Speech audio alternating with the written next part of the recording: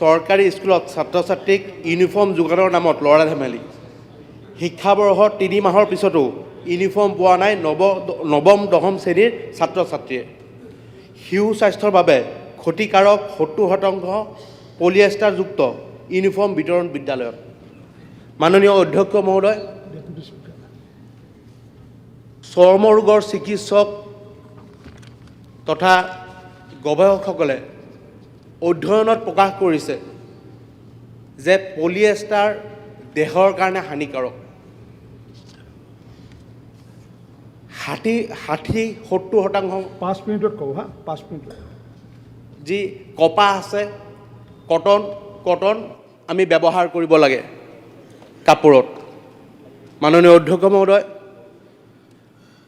আমি সকলোৱে দেখিছোঁ যে শিশুসকলৰ গাত যি স্কিন থাকে, ছাল বহুত পাতল হয়, কোমল হয়, স্পৰ্শকাতৰ হয়। গতিকে বিশেষজ্ঞসকলে কৈছে যে পলিয়েষ্টাৰ শিশুসকল বা কিশোৰসকলৰ কাৰণে ব্যৱহাৰ কৰিব নালাগে। আমি সকলোৱে জানো যে পেট্ৰলিয়ামৰ পৰা এই পলিয়েষ্টাৰৰ ফাইবাৰ বনোৱা হয়, আঁহটো বনোৱা হয়। আৰু সেই একে আহে আমি দৈনন্দিন জীৱনত ব্যৱহাৰ কৰা পানীৰ বটলত ব্যৱহাৰ কৰোঁ। এই পলিয়েষ্টাৰৰ মাজেদি যদি এই কাপোৰ পৰিধান কৰা হয়, বতাহ নাযায়, যাৰ কাৰণে গাৰ ঘাম বহি যায় আৰু ছালৰ ছিদ্ৰবোৰ বন্ধ হৈ যায়। সেই পলিয়েষ্টাৰৰ কাৰণে আমাৰ ছালৰ অয্যতা শোষণ কৰিব নোৱাৰি, যাৰ বাবে হৃদৰাস, আপোনাৰ খজুৱতি বা বিভিন্ন ধৰণৰ সমস্যা, ডাৰ্মেটাইটিছ হ'ব পাৰে, একজেমা হ'ব পাৰে, এইবোৰ বিভিন্ন ধৰণৰ সমস্যা হ'ব পাৰে। বস্ত্ৰ বিশেষজ্ঞ আৰু গৱেষকসকলে ইয়াৰ ওপৰত যি অধ্যয়ন কৰিছে তাত এক ভয়াৱহ তথ্য আহি পৰিছে, প্ৰকাশ পাইছে। আপোনাৰ এৰিজন ষ্টেট ইউনিভাৰ্চিটি ASUৰ আপোনাৰ এজন বিশেষজ্ঞ ডক্টৰ ৰল্ফ হালডেন, তেখেতে কৈছে যে পলিয়েষ্টাৰ বা সেই কেমিকেলযুক্ত যদি বস্তু বা কৃত্ৰিম বস্তু যদি ব্যৱহাৰ কৰা হয়, তাত এণ্টিমনি নামৰ এটা বস্তু গধুৰ ধাতু ব্যৱহাৰ কৰা হয়। এই এণ্টিমনি নামৰ গধুৰ ধাতু ব্যৱহাৰ কৰাৰ লগে লগে আপোনাৰ স্কিন বা উশাহ নিশাহত শিশুৰ অসুবিধা হ'ব পাৰে। সেই একেধৰণে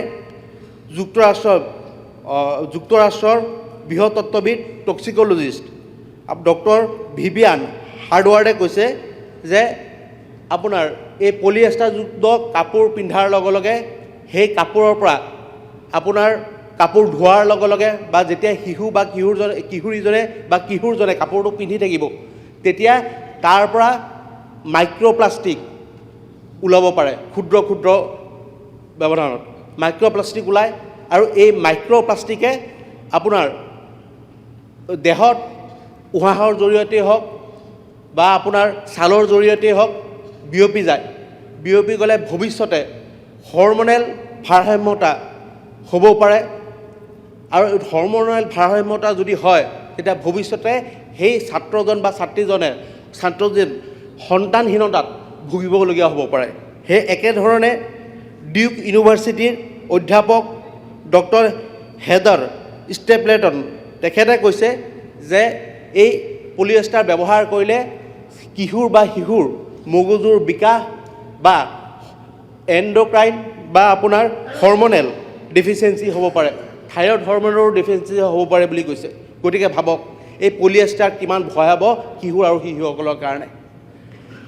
গতিকে বিশেষজ্ঞসকলে নিজেই কৈ আছে যে 20ৰ পৰা 30% ওপৰত পলিয়েষ্টাৰ ব্যৱহাৰ কৰিব নালাগে আৰু 60ৰ পৰা 70% আপোনাৰ কটন কাপোৰত ব্যৱহাৰ কৰিব লাগে। তাৰ পিছতো দেখা গৈছে যে ইমান ধুনীয়াকৈ বিশেষজ্ঞসকলে বুজোৱাৰ পিছত বা তেখেতসকলে সকীয়াই দিয়াৰ পিছতো আমাৰ অসমৰ বিদ্যালয়বোৰত যিবোৰ কাপোৰ দিয়া হয়, যিবোৰ ছাত্ৰ ছাত্ৰীক ইউনিফৰ্ম দিয়া হয়, সেইবোৰত পলিয়েষ্টাৰ থাকে 70%। আৰু তাত কোৱা হয় বা আমাৰ মন্ত্ৰী ডাঙৰীয়াই কৈছিলে যে 30% কটন থকা স্বাস্থ্যৰ কাৰণে ভাল বুলি আমাৰ বিশেষজ্ঞই কৈছে। গতিকে ইয়াৰ লগতে মন্ত্ৰীগৰাকীয়ে আৰু এটা কথা কৈছে, বাজেটৰ কথাও তেখেতে কৈছিলে তাত, যে 600 টকাত দুযোৰ কাপোৰ দিয়াৰ বাবে তেখেতসকলে বাজেটৰ অভাৱৰ কাৰণে 70% পলিয়েষ্টাৰ দিয়া হৈছে। গতিকে মই আপোনাৰ জৰিয়তে সুধিব বিচাৰোঁ যে বাজেট নথকাৰ কাৰণে আমি ল'ৰা ছোৱালীৰ আপোনাৰ এনেকুৱা শৰীৰৰ কাৰণে ভাল নোহোৱা কাপোৰ ব্যৱহাৰ কৰিম জানো বা দিম জানো? ইয়াৰ উপৰিও আমি সকলোৱে জানো যে এতিয়া কোটি কোটি টকা আমি হিতাধিকাৰী আঁচনিৰ কাৰণে দি আছোঁ। আমি অলপ বাজেট বঢ়াব নোৱাৰোঁনে সেই ছাত্ৰ ছাত্ৰীসকলৰ ভৱিষ্যতৰ কাৰণে, তেখেতসকলৰ শৰীৰৰ কাৰণে, তেখেতসকলৰ আপোনাৰ যাতে শৰীৰটো ভাল থাকে তাৰ কাৰণে আমি ব্যৱস্থা কৰিব নোৱাৰোঁ? ইয়াৰ উপৰিও মাননীয় অধ্যক্ষ মহোদয়, সেই পেপাৰতে আহিছে যে নৱম দশম শ্ৰেণীৰ যিসকল ছাত্ৰ ছাত্ৰী আছে তেখেতসকলক ছাত্ৰ ছাত্ৰীসকলক আপোনাৰ স্কুলৰ ইউনিফৰ্ম দিয়া হোৱা নাই। এই পেপাৰটো আছিলে 3 মাহ আগৰ, এতিয়ালৈকে 4 মাহ হৈ গ'ল। 4 মাহলৈকে আপোনাৰ নৱম দশম শ্ৰেণীৰ ছাত্ৰ ছাত্ৰীয়ে আপোনাৰ স্কুল ইউনিফৰ্ম পোৱা নাই। তাৰ লগতে আৰু এটা ডাঙৰ তথ্য হ'ব পাৰে, মন্ত্ৰী ডাঙৰীয়া জানে নে নাই নাজানো, যে প্ৰথম শ্ৰেণীৰ পৰা সপ্তম শ্ৰেণীলৈকে আপোনাৰ ইউনিফৰ্ম দিয়া হৈছে আৰু এই ইউনিফৰ্মবোৰ যিসকল বিক্ৰেতা আছে এটা বিক্ৰেতাৰ লিষ্ট দি দিয়া হয় আৰু সেই লিষ্টৰ পৰাহে শিক্ষকসকলে কিনিব লাগে বা শিক্ষকসকলে আপোনাৰ কোন বিক্ৰেতাক দিব সেইটো নিৰ্ধাৰণ কৰি দিব লাগে।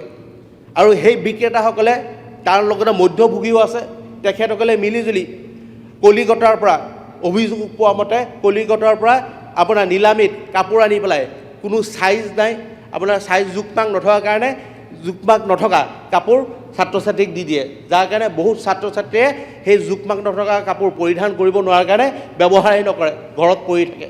সেই একেধৰণে মোৰ সমষ্টিতে বা মৰিগাঁৱতে গেৰুৱা উচ্চতৰ মাধ্যমিক বিদ্যালয়, আপোনাৰ ৰৌমাৰী হাইস্কুল, এনেকুৱা 7-8খন স্কুলত নৱম দশম শ্ৰেণীৰ আপোনাৰ ইউনিফৰ্মেই পোৱা নাই।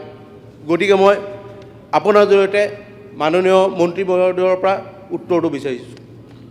ধন্যবাদ।